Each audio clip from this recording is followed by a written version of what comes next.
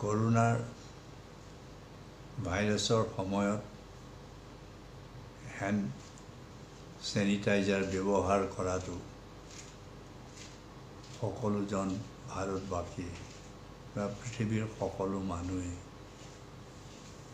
ব্যৱহাৰ কৰাটো উচিত আৰু এই ক্ষেত্ৰত ভাৰতবৰ্ষৰ প্ৰধানমন্ত্ৰীয়েও এই কৰোনা সংক্ৰমণক নিয়ন্ত্ৰণ কৰিবৰ কাৰণে সকলোকে হেণ্ড চেনিটাইজাৰ ব্যৱহাৰ কৰিবলৈ উপদেশ দি আছে। তেনেস্থলত সেই মোদী চৰকাৰে এই চেনিটাইজাৰ ওপৰত আগৰ যি 12% টেক্স আছিল GST, এতিয়া ইয়াক বঢ়াই পেলাই 18%লৈ নিয়াৰ ফলত আজি এইটো প্ৰমাণিত হৈছে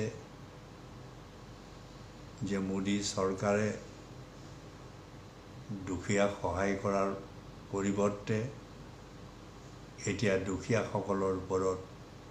মাধমাৰ মাৰিবলৈ বিচাৰিছে। যি সময়ত চৰকাৰে চেনিটাইজাৰৰ বিনামূলীয়াকৈ দিব লাগিছিল আৰু বিশেষকৈ দুখীয়া দৰিদ্ৰ সৰ্বসাধাৰণ মানুহক, আৰু যি সময়ত সস্তা দামত দিব লাগিছিল সেই সময়ত সস্তাৰ পৰিৱৰ্তে এই চেনিটাইজাৰক এই GSTৰ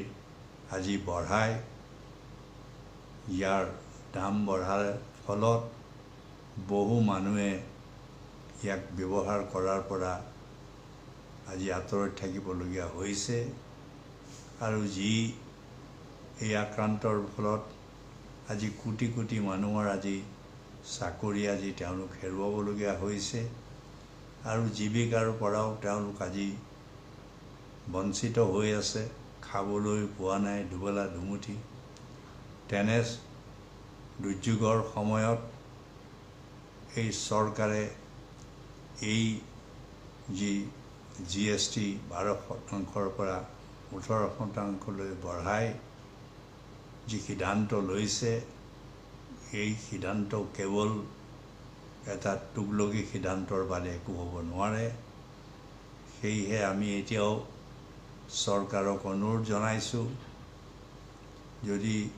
COVID-19ক যদি নিয়ন্ত্ৰণ কৰিবলৈ বিচাৰিছে, যদি দুখীয়া সৰ্বসাধাৰণ মানুহক যদি সকাহ দিবলৈ বিচাৰিছে, নিশ্চয় ইয়াক 0%লৈ বঢ়োৱাটো বাদেই 12%টোকো নাইকিয়া কৰি